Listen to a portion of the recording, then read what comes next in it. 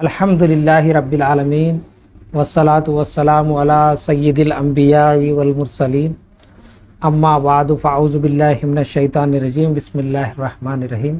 हाज़रीन जमात अस्सलामु अलैकुम व रहमतुल्लाहि व बरकातुहू।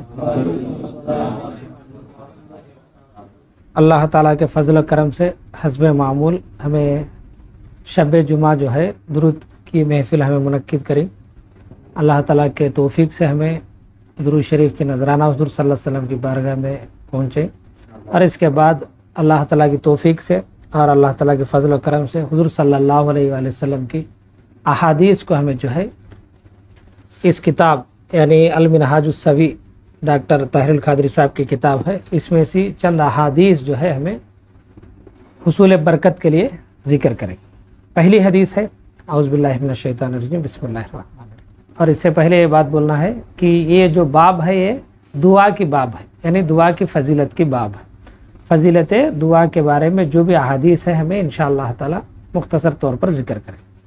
हज़रत नौमान बिन बशीर रदी अल्लाह ताला अन्हुमा से रिवायत है कि हुज़ूर नबी अकरम सल्लल्लाहु अलैहि वसल्लम ने इरशाद फरमाया, दुआ आइन इबादत है।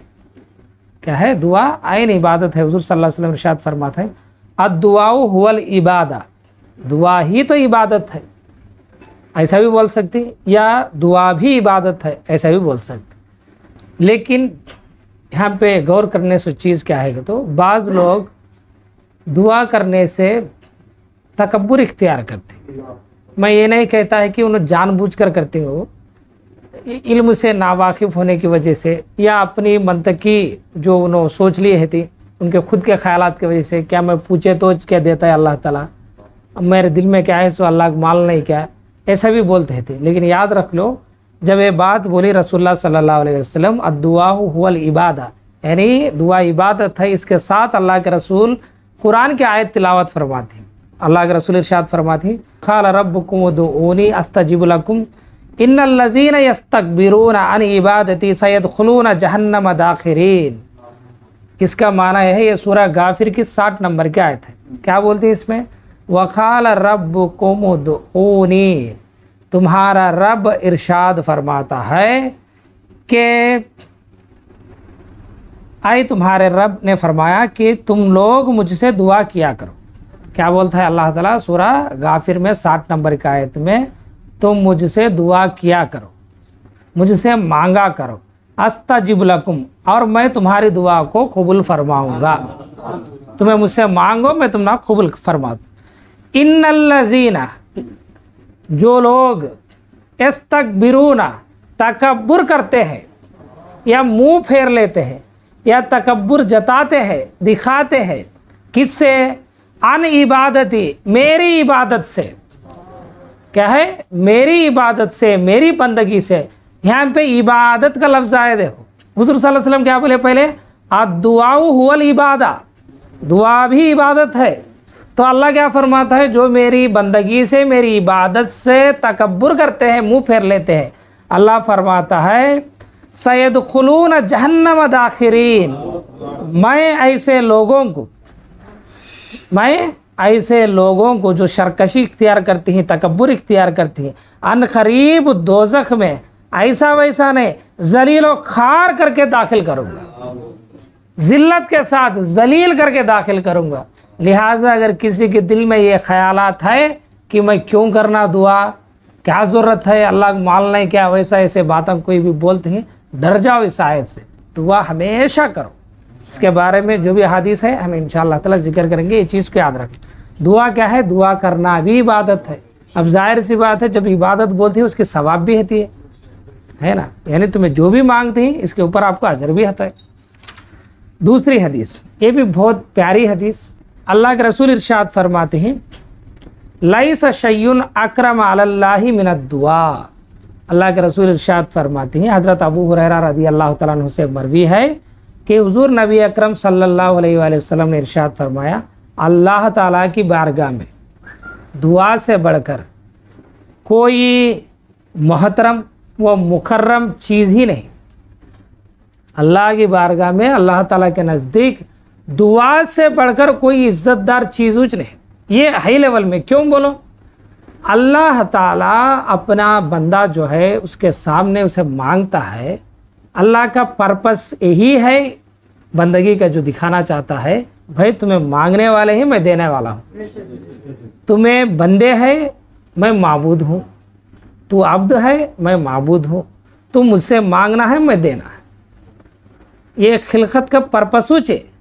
अगर कोई ऐसा नहीं समझता है भाई मैं मांगना ज़रूरी नहीं, मैं कमा लेता हूँ, मैं कर लेता हूँ, ये सब बोलता है तो उन्हें अपने माबूद को भूल गया है, उन्हें इबादत को भूल गया है, उन्हें इबादत का मकसद को भूल गया है, बंदगी को भूल गया है उन्हें। इसलिए अल्लाह ताला के रसूल इतनी बड़ी आयत को वहाँ पे जिक्र करें तो अल्लाह के रसूल इरशाद फरमाते हैं अल्लाह के बारगाह में दुआ से बढ़कर कोई मुकर्रम चीज़ नहीं है, कोई मोहतरम चीज़ अल्लाह के नज़दीक नहीं है, लिहाजा दुआ किया करो।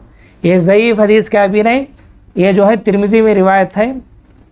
वखाला वहाज़ा हदीसुन सही, ये हदीस क्या है? सही हदीस है। तीसरी रिवायत हज़रत अबू हुरैरा रज़ी अल्लाह तआला अन्हु से रिवायत है कि हुज़ूर नबी अकरम सल्लल्लाहु अलैहि वसल्लम ने इरशाद फरमाया, जिसे पसंद हो कि अल्लाह ताला मुश्किलात और तकालीफ़ के वक्त उसकी दुआ कबूल करे, जिसे पसंद हो कि मुश्किलात के वक्त, आफतों के वक्त, मुसीबतों के वक्त अल्लाह उसकी दुआ कबूल करना चाहता है, अल्लाह के रसूल फरमाते हैं वो खुशहाली के औकात में ज़्यादा से ज़्यादा दुआ किया करे।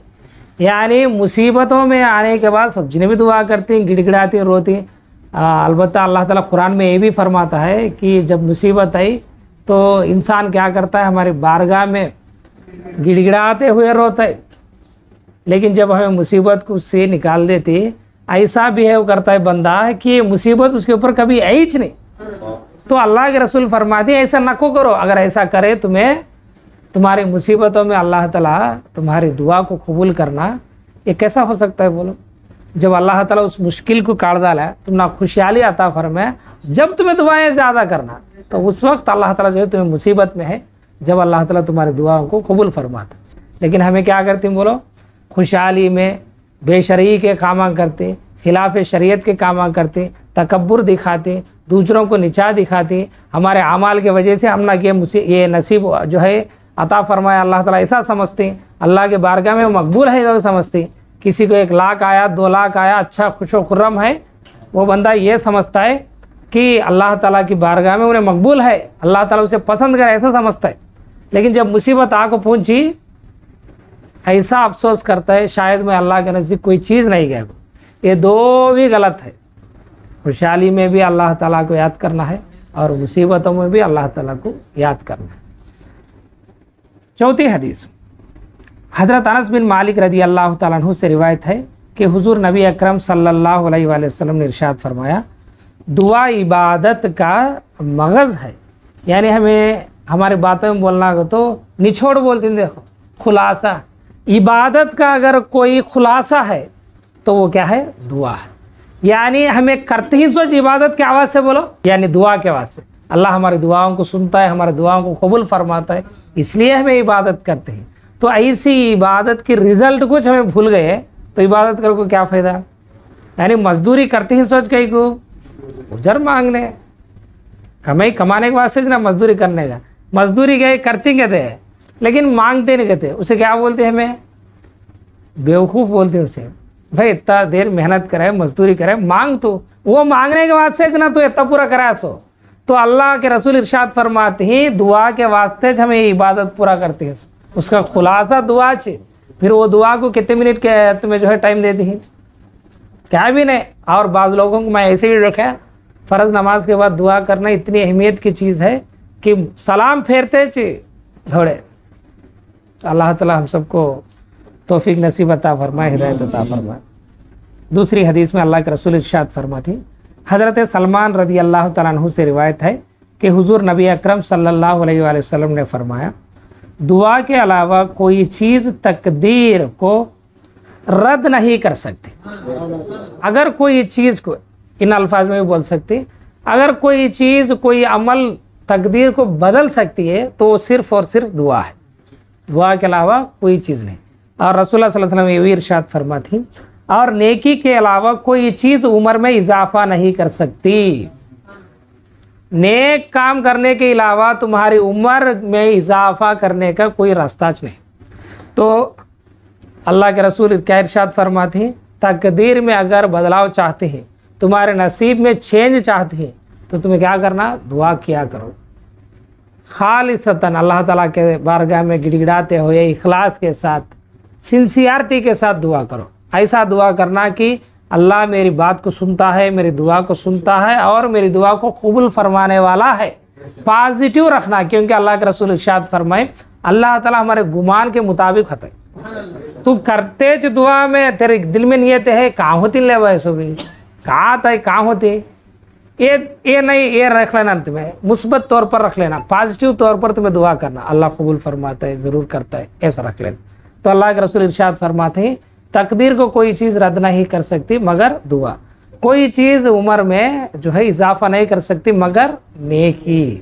दूसरी रिवायत में ये भी आता है, और रिश्तेदारों से हुस्न सुलूक जो है ये उम्र में इजाफा करते हैं। तो ये नेकी का मुराद भी अल्लाह के रसूल इरशाद फरमाए, क्या है यहाँ पे नेकी से मुराद, जिस किसी के उम्र में दराजगी चाहते हैं, अल्लाह के रसूल क्या फरमाते हैं, वो अपने रिश्तेदारों के साथ हुस्न सुलूक करे, रिश्तेदारों से पूरे लल्ले को खतरे ताल्लुक तोड़ने को यहाँ पे दुआ करता है ने, क्या को अल्लाह मुझे बरकत दे, मेरे नसीब का अच्छा कर, मेरी उम्र में दराजगी देगा। कट कर लेते तो पूरे कट कर आए तो अल्लाह भी तेरा कट कर लेता है। तो वहाँ पे कायम कर, तो रिश्ते को रिश्तेदारी कायम कर, अल्लाह ताला भी तेरे उम्र को क्या करता है, बढ़ाता। हज़रत अनस बिन मालिक रदी अल्लाह ताला अन्हु से रिवायत है कि हुजूर नबी अकरम सल्लल्लाहु अलैहि वसल्लम ने फरमाया, अज़ा और इकामत के दरमियान मांगी जाने वाली दुआ रद्द नहीं होती। अज़ा और इकामत के दरमियान कितना गैप होता है, बोलो हमें क्या करती है, हमें का तो इकामत दिए ले अजान के बाद घप्पे मार लेते बैठती। अल्लाह के रसूल क्या फरमाती, तुम्हें नमाज का इंतज़ार करो और दुआएं किया करो, क्योंकि दुआएं कबूल होने की औकात में से एक औकात क्या है, अजान और इकामत के दरमियान है सो वक्त।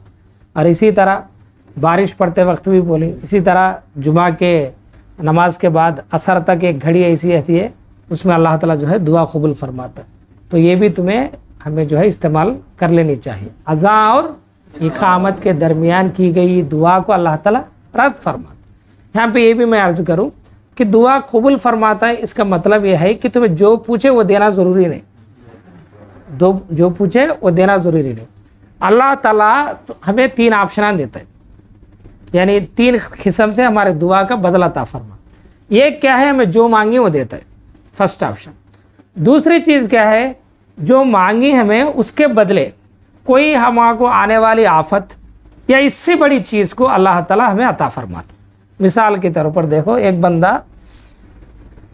2 लाख रुपए जो है मांगता है अल्लाह ताला से, या अल्लाह ज़रूरत है, लेकिन उसके अगले हफ्ते में उसकी बच्चे को जो है एक्सीडेंट होकर 6 लाख का खर्चा आने वाला है।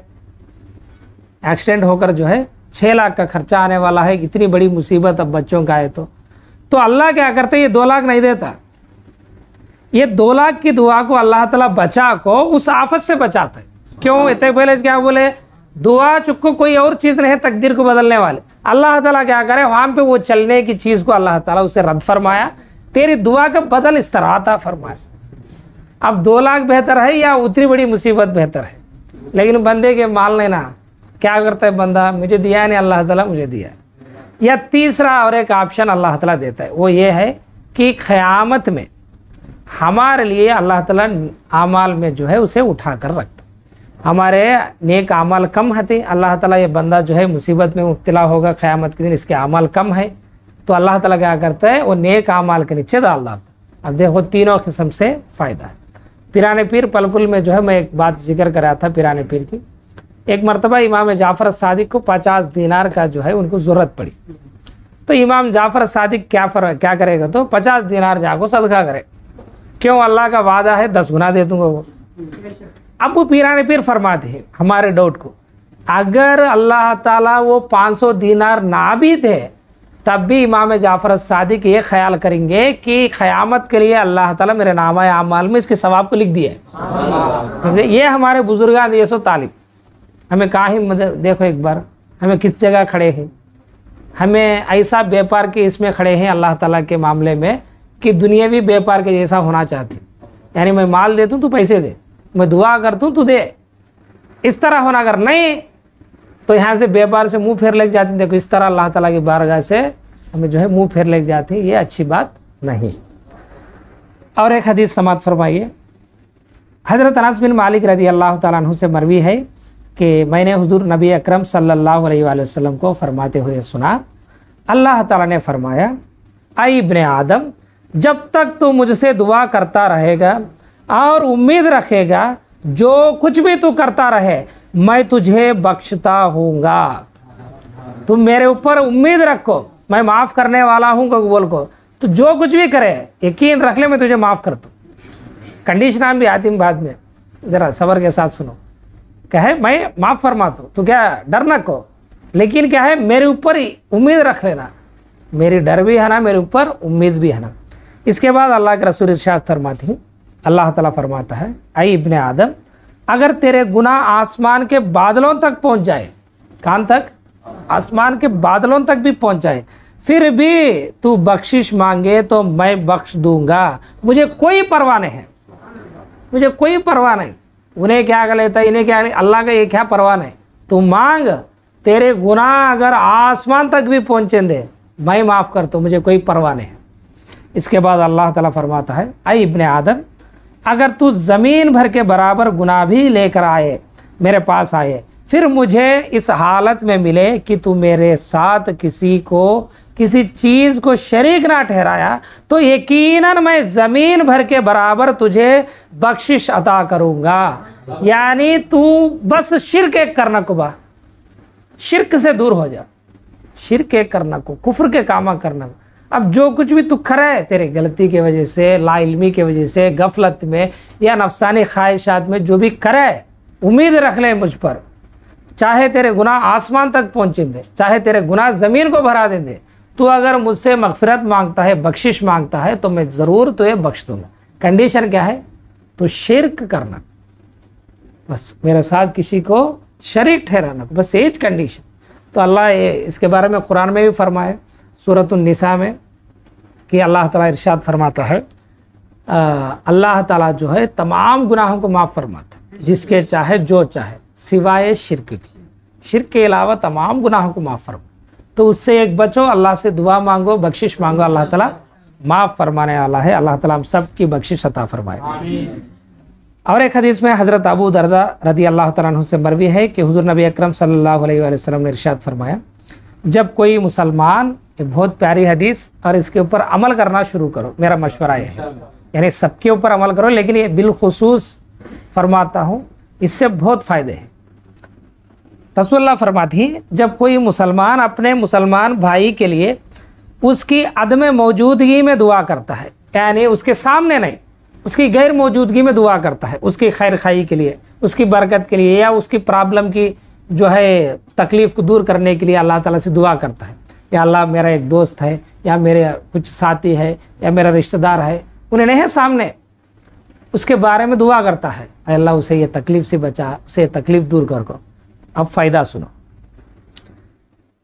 तो वहाँ पर जो दुआ सुनने के वास्ते, नेकी का लिखने के वास्ते जो फरिश्ता मुकर्रर रहता है, देखो हमारे साथ, अल्लाह के रसूल इरशाद फरमाते हैं, वो जो फरिश्ता कहेगा तेरे लिए भी ऐसा हो, यानी मैं ये दुआ करता हूँ कि अल्लाह मेरा फलाना दोस्त है, उसके घर में जो है रिज़्क़ी की तंगी है, अल्लाह तो उसकी रिज़्क़ी की तंगी को दूर फरमा, आमीन।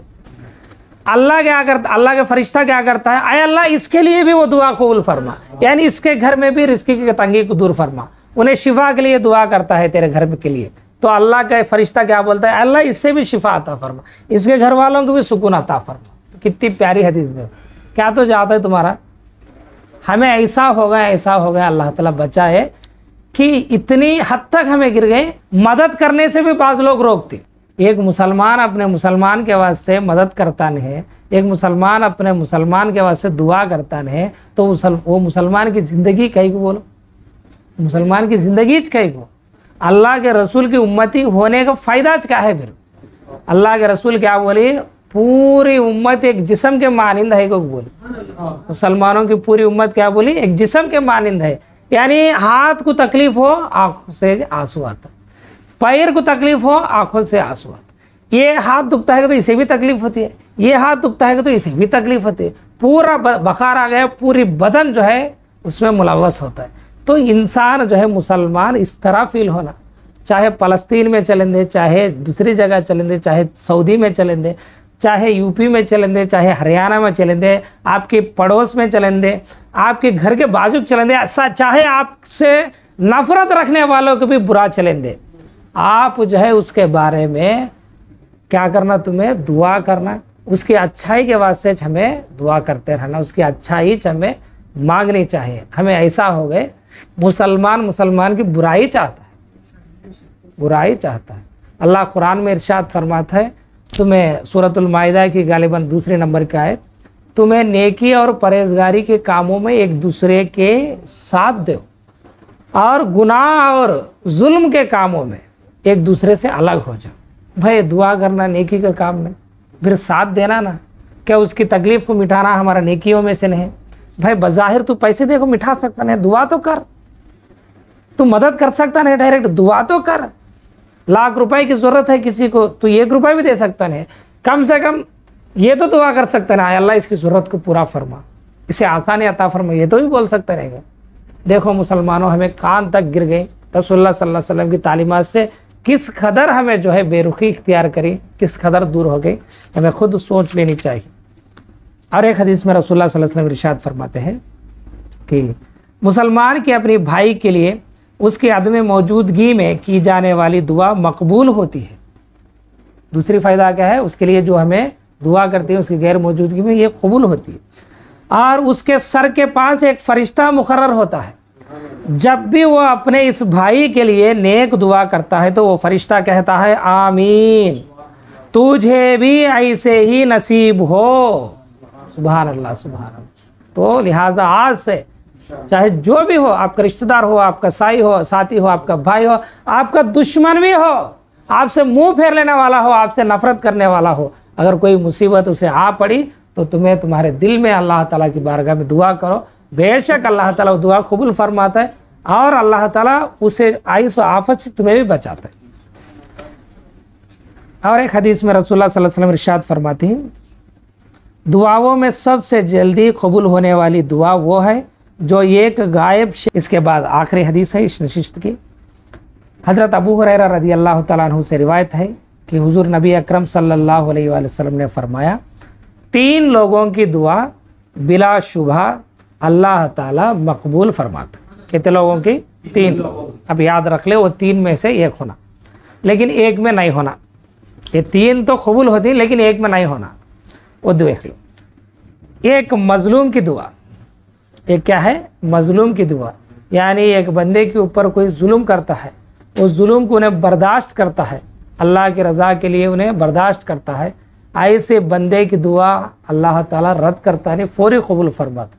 बुखारी की हदीस है, माज इब्न जबल से हुजूर सल्लल्लाहु अलैहि वसल्लम इरशाद फरमाते हैं, ऐ माज, मजलूम की दुआ से डरो, क्योंकि मजलूम और अल्लाह के दरमियान कोई पर्दे नहीं है, कोई पर्दे नहीं है। उसकी दुआ अल्लाह ताला इस तरह कबूल फरमाता है।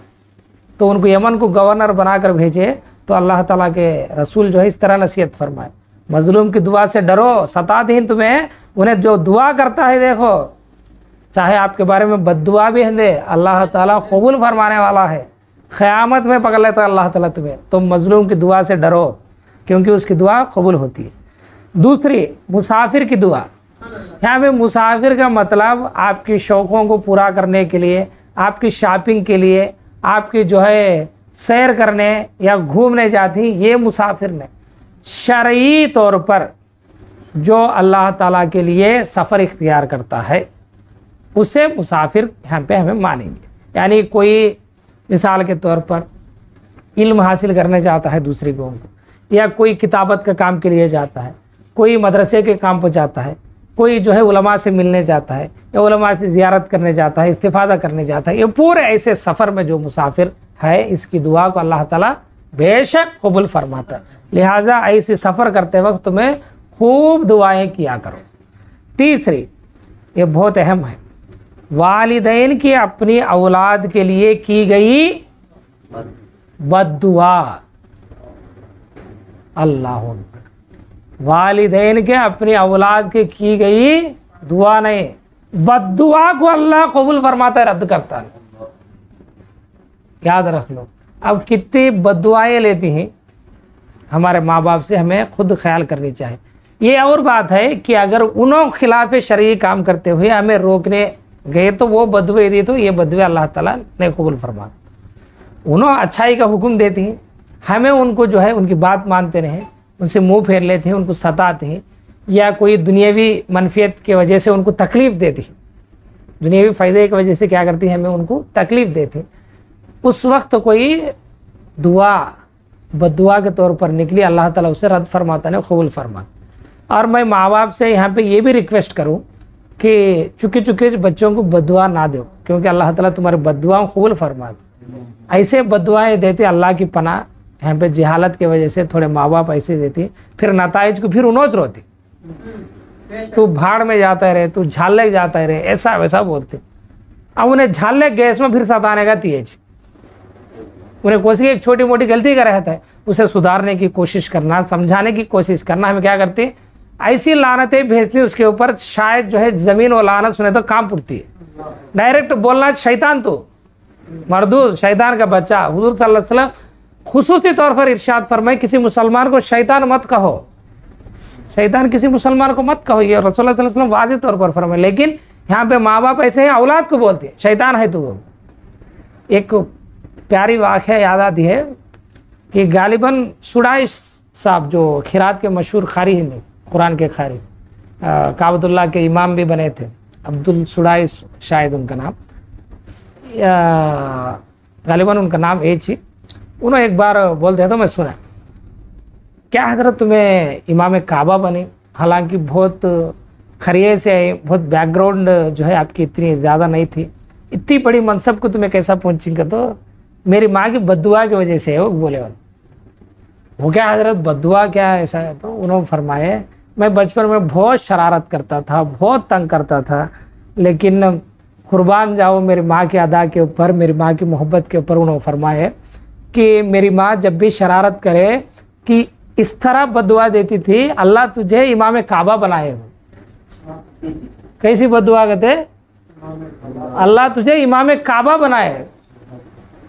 ये कौन तो देती क्या जी? तो उन्होंने गुस्से में क्या बोलते थे, जब भी उनकी माँ गुस्से में, मैं नाफरमानी करे वक्त, मैं शरारत करे वक्त, मेरी माँ ये कहती थी कि अल्लाह तुझे इमाम काबा बनाए हो, अल्लाह ताला उस दुआ को कबूल फरमाए। तो मुझे आज मैं हूँ जो इमाम काबा बनकर, ये सिर्फ़ और सिर्फ उस दुआ की बरकत है। यानी मैं ये मशवरा दूंगा कि जब कभी भी आप अपने बच्चों को गाली देने की नौबत है या कोई बुरे अल्फाज करने की नौबत है, तो उसके लिए खैर के अल्फाज इस्तेमाल करो, गुस्से में छंदे, अल्लाह तेरी भला करे, अल्लाह ताला जो है तुझे 100 मस्जिदा बंदा है, अल्लाह तेरे से जो है लाखों लोगों को खाना खिलाए, बोलो, ये भी बोल सकती ना। तो उसकी माल जाती ना यहाँ पे दुनियावी तौर पर, भाई 100 मस्जिदा बंदा है तो पूरी माल जाती नहीं, जाती ना, लेकिन क्या है उसके लिए नेक काम है। तो ऐसा बोले थे उन्होंने, इमाम काबा है तो नॉर्मल ड्यूटी, वो कितना मेहनत करना, मुशक्क़त करना ज़िंदगी में, इमाम काबा की पोस्ट लगा लेना को तो इतना तिप्पल तो पढ़ को वो पोस्ट लगा ले रहे हो को, उन्होंने बद्दुआ जो है दुआ बद्दुए के तौर पर दी थी, अल्लाह ताला कबूल फरमाए। ये जिंदा जागती मिसाल है तुम्हारे लिए। तो लिहाजा माँ बाप से मेरी गुजारिश है कि अपने बच्चों को जब भी गुस्सा आए अच्छे कलिमात के साथ दुआएं दिया करो, और जब भी बच्चे जो है इसी शरारत को उतर पड़ती हैं तो याद रख लो अपने माँ बाप की बद्दुआ का अल्लाह ताला रद्द नहीं करता, तो लिहाजा वो फिर हमें भुगतना पड़ता है।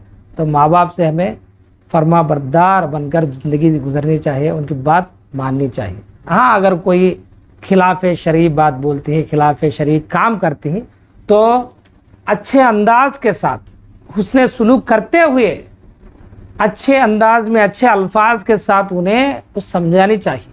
यह नहीं है कि मैं तेरे से ख़ताए ताल्लुक़ तोड़ लेता हूँ, वो तोड़ लेता हूँ, ऐसे नहीं। माँ ये काम गलत है, रसूलुल्लाह सल्लल्लाहु अलैहि वसल्लम ऐसा नहीं फरमाए, आप नहीं करें तो अच्छा आता है, बस इस तरह।